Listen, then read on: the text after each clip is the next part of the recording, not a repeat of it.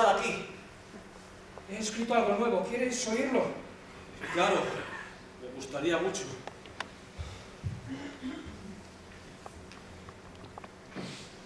Abre esa jaula. Abre esa jaula. No encierres el canto de los pájaros. Hablaremos bajito si no quieres que nadie escuche. Pero dime algo si no quieres que el miedo baile. Escribes cosas hermosas. Si yo supiera escribir... Yo tampoco sabía hasta que aprendí. No te burles. No me burlo. Una cosa es escribir y otra cosa es tener algo que decir. Tú tienes mucho que contar. No dejes que te enmudezca el destino. Cuando dices jaula, ¿de qué estás hablando? De la celda, ¿no? También puede ser. Pero en este caso me refiero a las palabras. A que nadie puede encarcelar nuestros pensamientos. Visto así. Es una manera de decirlo. Pero eso del miedo... ¿Qué? Eso no lo entiendo. ¿Cómo puede bailar el miedo? Si no hablas, si no dices lo que sientes, si dejas que te ahogue el silencio, vivirás con miedo. ¿Pero bailar? No es más que una metáfora. No sé qué quieres decir. Es una personificación. Se trata de imaginar que algo que no es humano haga cosas propias de las personas. Hablar, actuar, en este caso bailar. ¿Y por qué no lo dices directamente? Para que se pueda entender que si no dices lo que sientes, vivirás con miedo. La poesía usa imágenes, figuras que se llaman. Pues qué ganas de complicarse. La poesía es algo más que las palabras. La poesía trata de llegar al corazón, de clavarse en él. La poesía crea más realidad. No necesariamente por decir otras cosas, sino por la perspectiva de la mirada. La poesía es una manera de desbaratar las mentiras, de quitar el velo que ciega el corazón. Pues a mí me gusta que me digan las cosas para que yo las pueda entender. Eso de las metáforas... Metáforas. Pues eso, que las metáforas esas me cuesta mucho. ¿Recuerdas cuando eras pequeño cómo solía llamarte tu madre? Pues Fernando. Y además de Fernando, de alguna otra manera más cariñosa. No lo sé, Fernando y nada más. ¿Y alguna cancioncilla que te cantara? Déjame pensar. Me acuerdo de una adivinanza. Era como una canción. A ver, ¿cómo era? En la redonda encrucijada 6 doncellas bailan, 3 de carne, 3 de plata, 6 doncellas bailan. Los sueños de ayer las buscan, pero las tiene abrazadas, un polifemo de oro. ¿Qué es? Dime tú. ¿La guitarra? Pues eso es una metáfora. Claro, porque las cuerdas de la guitarra no son de carne. ¿Ves? Creo que lo voy entendiendo. Ahora recuerdo que mi madre decía a veces que yo era su ángel. Eso también es poesía. ¿Tú crees? Claro, la poesía es algo más que las palabras. La poesía es lo que dice, pero también lo que calla. La poesía es una voz antigua que surge del interior más profundo y resuena en nuestros cuerpos de hojalata. La poesía dialoga con el mundo. Desnuda, pregunta. Se desplaza por lugares insospechados. A veces camina, a veces corre, como un flujo de ritmos donde se confunden los sentidos. Como una mota de polvo, sin voluntad. ¿Me enseñarás a escribir? Cuenta al mundo que deseas. ¿Cómo se retrata un mundo que no existe? Abre una distancia. ¿Y cómo mantener la distancia para que el mundo que tenemos no duela? Observa. ¿Qué? Cualquier cosa. Desde aquí se ve tan poca cosa. ¿Cómo es tu celda? Igual que las demás.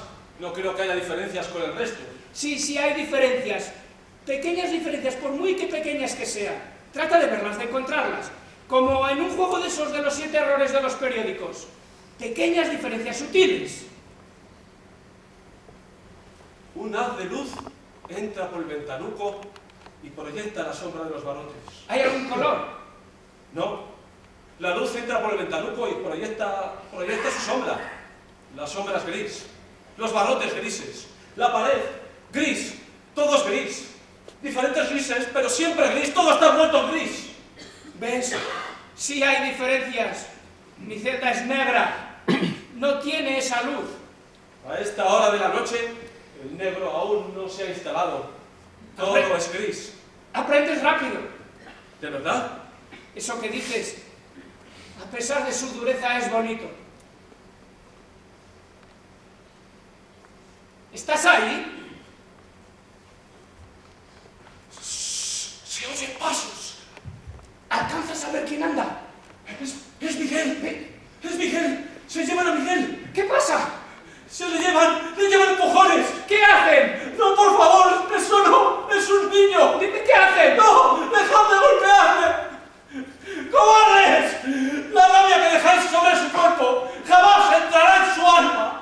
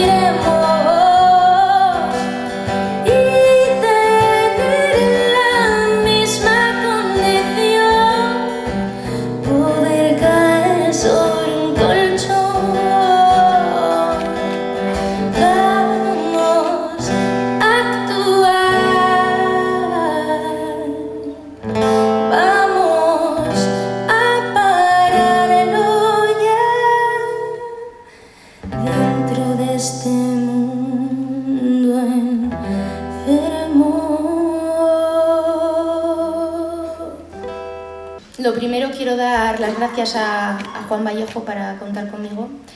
Para mí es un honor estar en este homenaje a Marcos Sana. Como muchos sabréis, Marcos Sana fue una persona luchadora, perseverante, creativa, era un hombre que no sabía lo que era un árbol, pero sobre todo era poeta.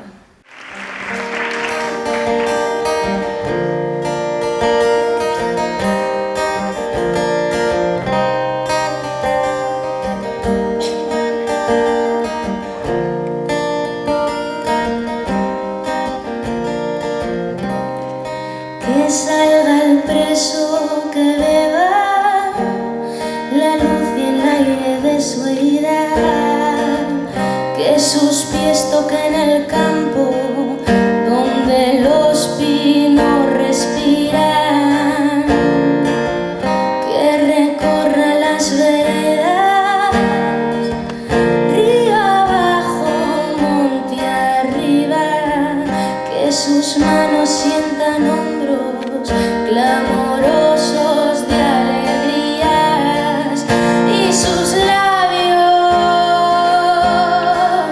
fresca hierba de cabelleras floridas, las puertas de par en par, los presos fuera a la vida, que les devuelvan sus alas, que las sombras asesinan, basta de cadenas, basta, que España entera lo diga contra los muros, los vientos del pueblo por la amnistía.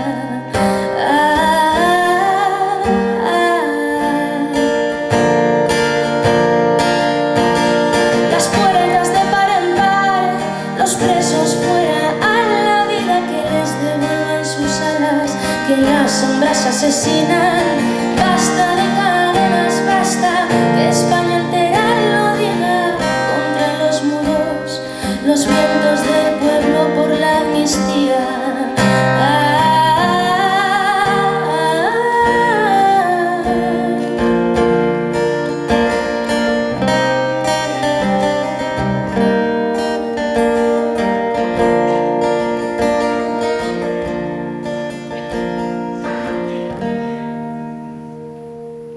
Decir que como mujer estoy súper orgullosa de poder dar voz a las palabras de Lidia Falcón, a las palabras que ha dedicado a este hombre, a Marcos Sana. Marcos Sana, la combinación de los nombres de su padre y de su madre, en reconocimiento y homenaje a ellos que le dieron la vida y le forjaron en el hierro de la resistencia y de la lucha. Fue un gigante de otro tiempo, de aquel en que los hombres y las mujeres de España se alzaron con la antorcha de la libertad contra el fascismo, poseedores de la lucidez que tanto les faltó a otros pueblos y a otros dirigentes, de que el futuro del mundo se dilucidaba en España. Durante 3 años, la capital de la guerra contra el fascismo internacional fue Madrid, y toda España sufrió y murió por salvar a Madrid de la derrota. Y aquí, en esta ciudad, Marcos Sana, con 16 años, ya sabía que solo así se podía luchar para evitar que el monstruo fascista se enseñoreara primero de España, pero enseguida, como así fue, de Europa y del mundo. Con él, 1 millón de españolas y españoles batallaron cruelmente para que las tropas facciosas no cumplieran su terrible amenaza. En ese desafío apostaron la libertad y la vida. Solamente aquellos que con nosotros supieron claramente cuál era el destino de la guerra de España y vinieron a unirse al ejército republicano en las brigadas internacionales, conocieron la evidente predicción de que, perdida la República Española, el mundo entero iba a caer bajo la represión y el atraso que la dictadura franquista impuso en nuestro país. Y Marcos Sana fue de los que pagaron esa terrible pérdida. Afortunadamente, en ella no entregó la vida, pero sí 23 años de su juventud. Aquellos que el gobierno represor le impuso de condena, que purgó en los diferentes penales de España. Uno de ellos, el que todavía, como silente monumento a sus víctimas, se yergue en esa helada llanura al lado de la hermosa ciudad de Burgos. Pero cuando alcanzada la relativa libertad que el régimen le permitió, Marcos se integró en la vida civil, ni se rindió, ni se ocultó, ni huyó. Militante toda la vida, con él estuvo siempre el impulso de la lucha por mantener su dignidad de hombre, de comunista, de héroe por transformar el mundo, como decía Marx. Es conocido el episodio que se ha convertido ya en mítico, de que cuando salió de la prisión con 43 años, los camaradas que le fueron a recibir y que durante aquellos interminables lustros le habían apoyado y ayudado, buscaron una prostituta para que mantuviera relaciones sexuales con él, que durante toda su vida de hombre joven y sano no había podido disfrutar. Y la mujer, con la generosidad que tantas abrigan, no quiso cobrarle al conocer su triste historia. Una vez le comenté: Marcos, esa es una historia conmovedora, pero ¿te has planteado alguna vez que aquella buena mujer la utilizaban únicamente en beneficio tuyo? Que la prostitución es una esclavitud, la más grave de las que pueden sufrir los seres humanos. ¿Has pensado que a las mujeres que estuvieron encarceladas también largos años por su militancia antifascista, nunca se les ocurrió a los camaradas buscarles un nombre para que pudieran conocer el placer que les había sido velado? Porque las mujeres, ni las camaradas, ni las prostitutas, no tienen derecho a la sexualidad, ni siquiera en el imaginario comunista. Él me miró, sorprendido y conmovido por lo que le decía. Y después, Marcos Ana nos ha dejado físicamente. En este enero asesino también se nos ha muerto, como del rayo, la enorme militante Sagrario Losada, como tantos otros camaradas en esta interminable guerra contra la maldad y la explotación capitalista. Pero ninguno se ha ido. Están ahí, en el Olimpo de los dioses comunistas, vigilando nuestras acciones, como maestros y directores de la lucha que tenemos que continuar si queremos ser dignos de llamarnos sus discípulos. Para que su vida y su sacrificio nunca puedan ser vanos y olvidados, para que su ejemplo sea el ejemplo de todas las generaciones venideras, que deben concluir la tarea revolucionaria que ellos comenzaron, para que nosotras podamos ser dignas de llamarnos sus compañeras. Aquí está la trinchera que debemos ocupar en su ausencia. Aquí está el hueco que ellos dejaron. Aquí está la bandera que debemos levantar y por la que debemos invertir todas nuestras fuerzas, nuestra inteligencia, nuestra energía, nuestros conocimientos, para hacer que los objetivos que a ellos les dieron la fuerza de gigantes que les mantenía se cumplan cuanto antes, erradicando la injusticia, la opresión, la miseria y el machismo asesino de nuestro país. Hay que rugir la rabia y alimentar la cólera. Hay que lanzar el bronco ardiente desesperado tronar del trueno para calmar el hondo dolor del bien asesinado. ¿Dónde se hallan los malvados? ¿Dónde viven los que mueren? ¿Y dónde mueren los que llaman vivos? ¿Dónde se dieron cita, risa y grito, infamia y codicia? ¿Y dónde está la gente viva que al bramar de la marea eleve el grito que ensanche el angosto camino? ¿Será este el espesor del mundo? ¿Creerán los vivos que vivieron bien, amordazados y ensordecidos, como fantasmas desmemoriados?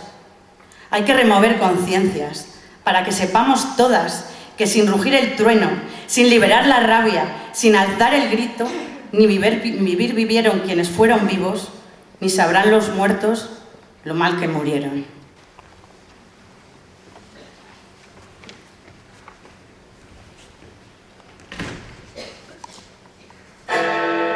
Camaradas, a las 12, todos los pulsos en hora. Que suenen las campanas como una campana sola. Que fundan los corazones en un corazón. Que las ramas del pueblo sean árbol de luz en la sombra. Amigos, amigas, todas en pie. Sobre las montañas rojas de nuestra sangre sin yugo. La voz erguida en la boca. Y quien sienta que tiene las alas del pulso rotas, que las componga. A las 12. Todas las pulsos ahora.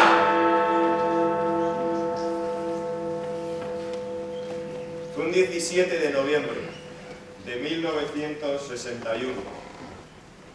No recuerdo la sensación de frío o calor, de oscuridad o de luz que tuve al salir de la prisión. Iba como en una nube, inadaptado y feliz. Soy salmantino. Nací el 20 de enero de 1920, en la pedanía de San Vicente, municipio de Alconado. en el seno de una familia pobrísima, de jornaleros del campo. Mis padres, Marco y Ana, eran gente noble y sencilla, esclavos de una tierra que no les pertenecía.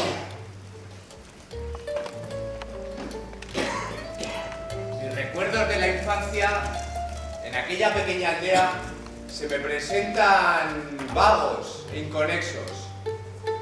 Algunos rostros de mis amigos, los juegos y las regañinas. Tengo algunos recuerdos más claros, como mi costumbre de ir a buscar a mi padre al atardecer, al regreso de la labranza. Ir a buscarle corriendo y saltar sobre sus brazos. Olía a tierra, a sudor y a pobreza. A los 11 años me inscribieron en un colegio. Allí aprendí a leer y a escribir. A los 12 o 13 años me colocaron como dependiente en una tienda perteneciente a una familia que me trataron como a un hijo. Allí estuve trabajando hasta que estalló la guerra civil. Miradnos aquí. Miradnos mientras los muros sollozan. Siempre de pie, como encinares de gloria. Camaradas, a las 12, todos los pulsos en hora. En enero de 1936, el mismo día de mi cumpleaños, decidí ingresar en las Juventudes Socialistas. En ese mismo año estalló la guerra, una guerra que no queríamos, una guerra que no necesitábamos. ¡No! No necesitábamos aquella guerra que nos fue impuesta por los sectores más reaccionarios de la gran capital. ¡No! No necesitábamos aquella guerra que fue impuesta por los señores de la tierra y de la banca, alarmados por el ascenso de las fuerzas populares.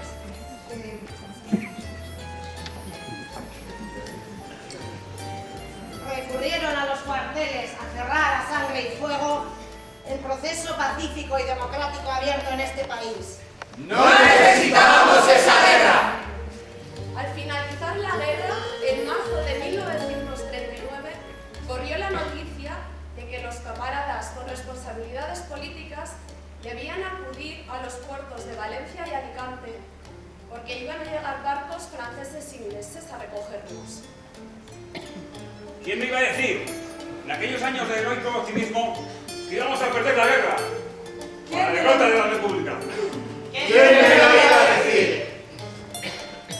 Miradnos aquí. Miradnos mientras los muros sollozan. Siempre de pie, como encinares de gloria. Camaradas, a las 12, ¡todos los pulsos en hora! En Alicante y sin barcos, después de vernos cercados por la desesperación y el enemigo, ya desarmados, nos llevaron a hacer el campo del Salmento. En 7 días comenzamos a trabajar en el campo. En ferrocarril, embarcados como ganados, en trenes nos llevaron al campo de concentración de Albatera. Y de allí me escapé. ¡Me escapé! ¡Me escapé! Y de allí me trasladé a Madrid, donde después de una traición me esposaron y me condujeron a una de las más siniestras comisarías de Madrid, donde las torturas y los asesinatos se producían ininterrumpidamente.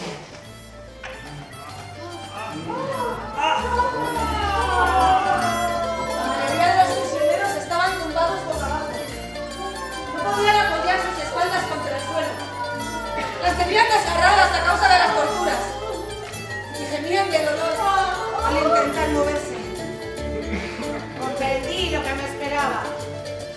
Ingresé en prisión en 1939 y no saldría hasta 23 años después, dejando las prisiones mi juventud y mi vida. En 1945 me trasladaron al penal de Burgos, de temible historia. Allí, rectangular, con largas galerías y con ventanas enrejadas, me pasaron al patio de las acacias, de infausto recuerdo. En aquel patio, durante la Guerra Civil y muchos años después, mataron a centenares de republicanos.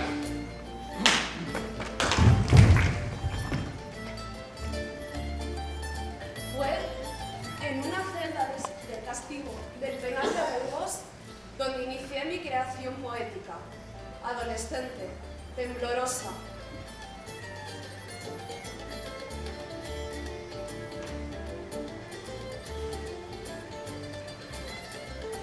Fue el 17 de noviembre de 1961. No recuerdo la sensación de frío o de calor, de oscuridad o de luz que tuve al salir de la prisión. Iba como en una nube, inadaptado y feliz. Miradnos aquí. Miradnos mientras los muros sollozan. Siempre de pie, como encinares de gloria. Camaradas, a las 12, ¡todos los pulsos en hora!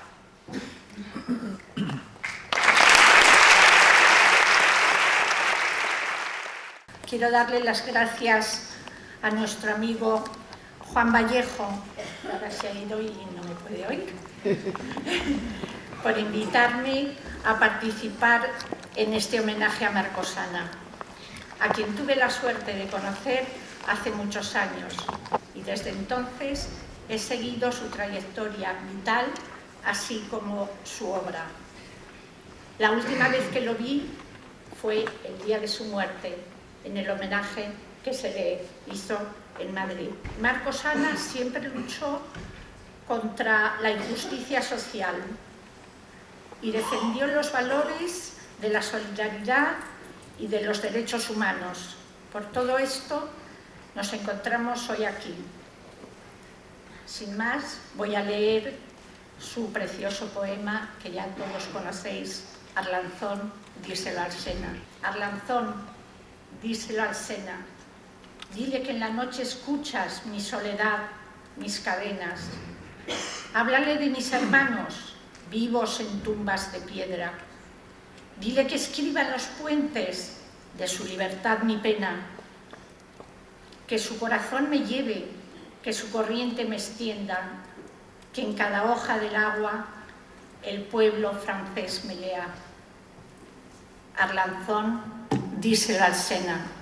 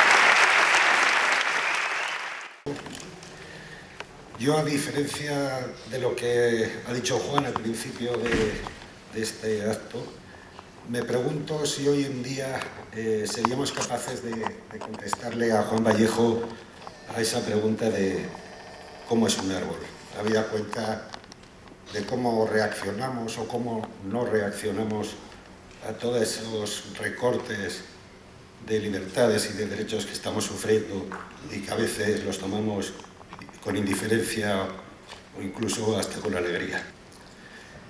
Y que haya tanto espacio abierto, tanto aire libre, tantas ganas de luz, y sin embargo, con qué primor, con cuánta delicadeza, sí, arrodillados, vamos limpiando, abrillantando nuestros cerrojos. Y entre estos muros ciegos, con la bayeta al hombro, el uniforme cada vez más lustroso y un rumor de cadenas a la espalda, nos creemos a salvo. Y buenos días, buenas tardes, compadre, hoy hace frío, ¿qué tal van los barrotes?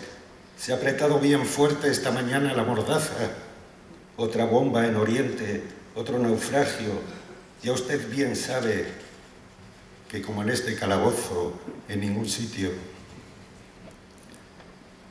Y es tan amplio y vistoso nuestro patio, por donde damos vueltas y vueltas a la sombra en torno a escaparates, con la bayeta al hombro, que olvidamos que existen otras celdas inhumanas, más crudas de castigo, de cuyo desamparo surgen voces, más heridas sin duda, pero menos, mucho menos cautivas, mucho menos dañadas, que siguen preguntando a cada instante cómo es un árbol. Y nosotros sin respuesta, en medio de la calle entre barrotes, con la bayeta al hombro, el uniforme cada vez más lustroso, los cerrojos bien engrasados, suavemente cerrando el horizonte. Muchas gracias, Juan, por dejarnos colaborar a la Asociación de Memoria Histórica en esta actitud. Me ha gustado ese homenaje, pero me ha gustado también ese concepto, en esta actitud para Marcos Ana.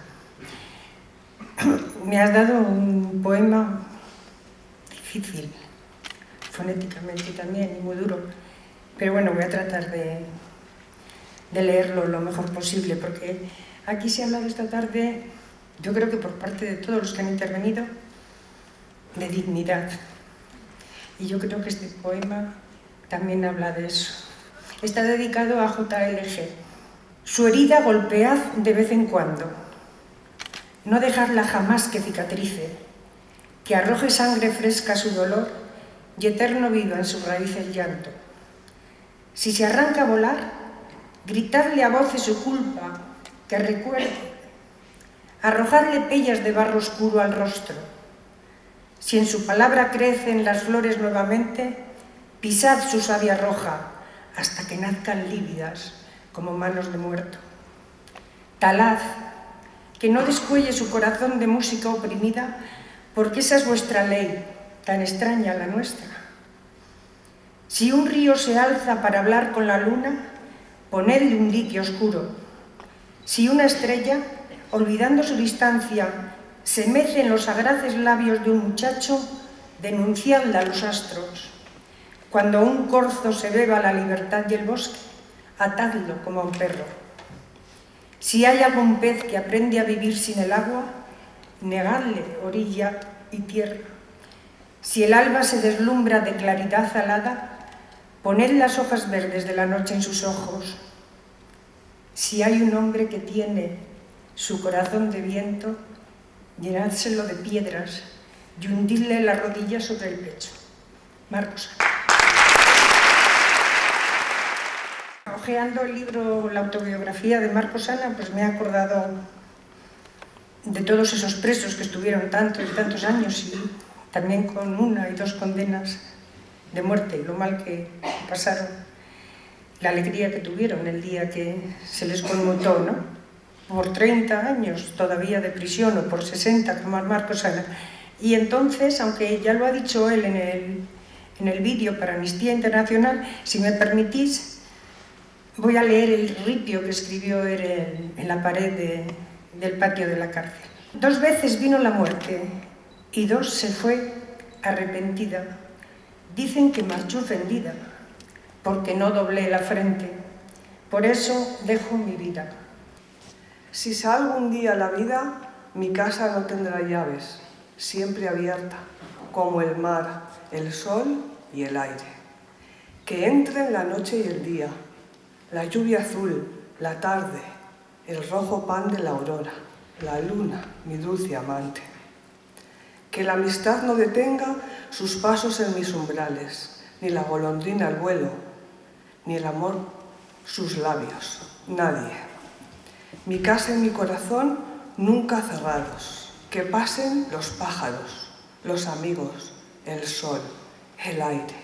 En nombre del Grupo de Burgos de Amnistía Internacional, es un honor estar aquí en un homenaje a Marcos Ana, igual que fue un honor hace casi 10 años cuando nos invitaron a la presentación de su libro. En esa ocasión tuve la suerte de conocerle personalmente y la verdad es que me deslumbró, como yo creo que deslumbraba a todo el mundo. Tenía luz, era, yo creo que sobre todo un hombre bueno, y luego pues fue un ejemplo de vida. Entonces yo desde aquí solo agradecer su existencia, agradecer su ejemplo, decirle que vale la pena luchar. Él luchó y defendió los derechos humanos. Los que militamos en esto pues sabemos lo duro que es. Agradecemos que haya personas como él que dejen su ejemplo de vida. Con el permiso de Marcos, y espero que no destripando mucho el poema, quiero dedicar este poema a todos los presos de conciencia del mundo. Qué duro es morir clavado en el muro de agonía, ir quemándose las plantas sobre losas de cal fría, sentir granada la sangre, trigo rojo sin espigas, y un portazo de recintos siempre contra las pupilas. Que salga el preso, que beba la luz y el aire su herida, que sus pies toquen el campo donde los pinos respiran, que recorra las veredas, río abajo, monte arriba, que sus manos sientan hombros clamorosos de alegrías y sus labios fresca hierba de cabelleras floridas, que al salir lea en las torres la palabra siempre viva de su libertad grabada y en los árboles escrita, que los montes, que los ríos, que toda esta geografía de tierra indomable sea una pancarta extendida, una sola voz gritando sobre la mar, amnistía, las puertas de par en par, los presos fuera, a la vida, que les devuelvan sus alas que las sombras asesinan, basta de cadenas, basta, que España entera lo diga, contra los muros los vientos del pueblo, por la amnistía. Déjenme que les hable un momento de una mujer, Mirta Núñez Díaz Balar, durante años directora de la Cátedra de Memoria Histórica de la Universidad Complutense de Madrid, hoy profesora titular. Autora de numerosas publicaciones sobre la guerra civil y las víctimas del franquismo. Hablamos de una gran historiadora, amiga de años de Marcos Ana. Hablamos de una luchadora, hablamos de una gran mujer. Hoy no puede acompañarnos por motivos personales. Es para mí un lujo leer el texto que Mirta ha preparado para homenajear a su eterno amigo, Marcos Ana. Marcos, el día después. Marcos parecía eterno. Sonreía benevolente a los comentarios sobre la actualidad inmediata, porque Marcos Ana era así, benévolo con las debilidades cercanas o lejanas, quizá por el sufrimiento de tantos años tras las rejas. Él se construyó como hombre superando las miserias y no dejó que anidaran en él el odio y el rencor, sin cejar jamás en la lucha contra la dictadura franquista. Marcos era un comunista de corazón y quería hacer llegar a los militantes que el comunista, que le llenaba de orgullo, tenía que identificarse públicamente. Se sorprendía de que la figura del comunista para muchos otros aún estuviera agazapada bajo tantos estereotipos negativos. Y le gustaba de contar los diálogos que mantenía con la gente. Me dicen, si todos los comunistas fueran como usted, Hay que darse a conocer, me decía convencido. Un comunista en España tiene que hacerlo público para que la gente vea que es uno más, igual que ellos, pero que quiere mejorar el mundo. Marcos, cuando el tiempo no lo impedía, bajaba a la calle y se sentaba en la terraza del bar situado inmediatamente bajo su ventana. Allí se paraban a hablar con él los muchachos, las parejas y la gente que le rodeaba. Los jóvenes eran el objeto de sus preocupaciones. A veces se apartaba de los amigos para dar prioridad a los que le querían comentar algo y quedaba con ellos para otro día en el que pudieran explayarse. Cuando uno le pedía que rememorara su vida antes de la cárcel, el primer recuerdo que le venía a la cabeza era la pobreza de sus padres. Aquello que les hizo salir del pueblo y acoger la República con inmensa esperanza. Él recordaba que cuando la familia se hallaba en Alcalá de Henares, por la emigración, los constantes bombardeos impedían el aprovisionamiento de carbón. Marcos decía que su madre urgió a su padre para que saliera a comprarlo porque no podía guisar. Al salir de casa, un bombardeo de la Legión Cóndor lo redujo a cenizas. Después de tantos años, Marcos aún se dolía de la desolación que produjo en su madre, a la que dejó con el corazón empañado para el resto de sus días. La condición de campesino y la guerra que le clavaron los golpistas al pueblo español impidieron a Marcos ir a la universidad. La cárcel, en la que estuvo 23 años, era revisitada en su recuerdo en su aspecto más positivo, como la universidad a la que nunca pudo acudir. Las cárceles atiborradas de presos políticos y la cárcel de Burgos en particular fue su universidad mientras leía y participaba en los debates de las comunas de presos. También ayudaba a muchos de sus compañeros que apenas sabían las 4 letras y le recordaban su niñez en la Castilla profunda. Al darle la vuelta al dolor de los recuerdos, miraba lo positivo que pudiera haber en aquello: las clases nocturnas de intercambio de conocimientos entre los compañeros y el debate político. La realización de una obra de teatro creada, ensayada y representada intramuros constituía un reto ante las autoridades carcelarias. Tras tantos años de encierro, la vida le abrió la puerta para salir al mundo que había dejado atrás. En vez de pensar en lo que le habían arrancado, que expresaba muy bien en la poesía, Marcos reemprendió la lucha por otros medios. El PC y las organizaciones de solidaridad de medio mundo le acogían para respaldar la principal campaña y llevar la voz de los presos políticos españoles que habían quedado en Burgos, de donde él tanto había tardado en salir. La fe en el compromiso político y social le permitió vivir el cambio de los tiempos con esperanza. La voluntad de hacer saber que la lucha merece la pena evitó su amargura. Querido Marcos, cuando no me duela tu recuerdo, retomaré la pluma para dedicarte un poema. Deciros que Mirta Núñez Díaz Valar no ha podido asistir porque hoy han operado a su madre. Nicolás Sánchez Albornoz es un anciano, tampoco ha podido venir. Lidia Falcón está atravesando un momento muy malo. Se nos han muerto los compañeros rápidamente. Una mujer de 69 años, una militante comunista fascinante, amiga de Lidia Falcón, murió el otro día. El día que Marcos Ana estaba de cuerpo presente, la secretaria nuestra de la Asociación de Expresos Antifascistas Republicanos cayó fulminada por un infarto, nada más llegar a casa. Tengo que dar las gracias a Lidia, que en cuanto descolgó el teléfono me dijo: Juan, ¿cómo no voy a escribir para Burgos? Si he ido durante muchos años a visitar a mi marido al penal, a Eliseo Bayo, encarcelado, esa tierra fría tan hospitalaria para mí cuando iba a visitar a mi marido. Su segunda pareja, Carlos París, presidente del Ateneo, siempre a los de la Asociación de Madrid nos colmó de detalles. Allí presentábamos todos los libros de la asociación.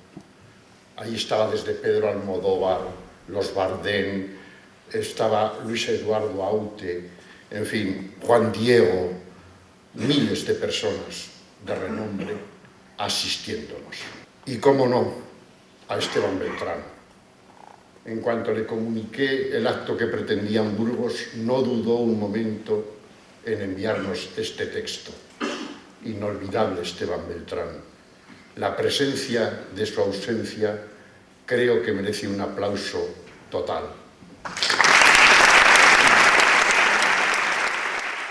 Voy a cerrar el acto con unas 10 líneas de un hombre que es historia. El mismo día que muere Marcos Ana, muere Fidel Castro. Los hermanos Pedro Trigo y Julio Trigo, oriundos de Galicia cuando eran bebés, llegaron a Cuba. Fueron los que tuvieron con el Che Guevara y con Fidel protagonismo en la derrota de Batista, en el asalto al cuartel de la montaña. Pedro Trigo y Julio Trigo. Julio Trigo muere en un hospital donde iba a tratarse de la tuberculosis con el Che. Le hicieron ahí una encerrona y allí le asesinaron. Fidel, cuando salía de su casa por las rutas, etcétera, etcétera, iba a casa de los Trigo, porque allí empezaron a fraguar la revolución y el asalto al cuartel de la montaña. Si vais a Cuba, Julio Trigo tiene hospitales, cátedras, etcétera, etcétera, es un héroe de la revolución cubana. Su hermano Pedro Trigo vive en España. Tengo el gran privilegio de gozar su amistad. Mi hermano mío, no me llamas, ¿cómo estás? Cuando muere Fidel Castro y muere Marcos Ana, le llamo por teléfono y llorando me dice: Juan, hay que hacer algo. Yo, no te preocupes, que voy a ir a Burgos a pedir la antigua cárcel para hacer de ahí un homenaje. Y desde aquel día descolgué el teléfono y toda esta gente que ha desfilado por aquí, a los que muchos yo no conozco, les he conocido hoy, no han dudado en acudir. Impagable. Y no han cobrado un duro.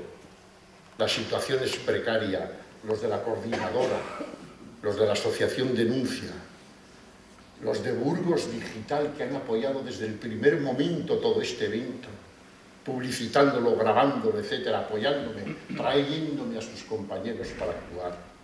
Es impagable la actitud de esta gente, pero esto se debe a la empatía que emanaba este hombre.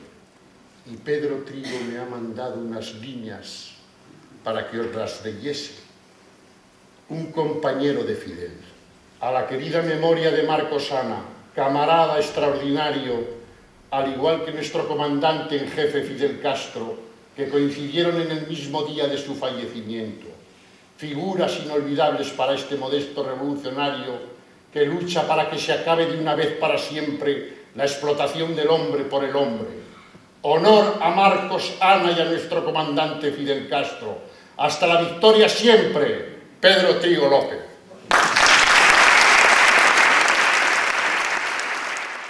Procuramos que la gente estudiara y lo hacíamos por dos razones. Primero, para que se formasen culturalmente y fueran más útiles a la sociedad y a sí mismos si salen en libertad, pero también para que en su cabeza no entrasen otras cosas, que su cabeza no estuviese vacía pensando en los familiares, pensando en que podían matarlos anoche, ¿no? Sino que estuvieran pendientes y veías a la gente pues estudiando con sus libros, con tal, y he visto a muchos compañeros, yo que los recordaré siempre, están en la celda de condena a muerte y estar leyendo, nombrarle, y una cosa que me impresionó mucho es doblar la hojita por donde iba y dejar el libro sobre el petate. Doblar la hojita por donde iba, fíjate, un hombre que lo iban a matar 2 horas después, ¿no?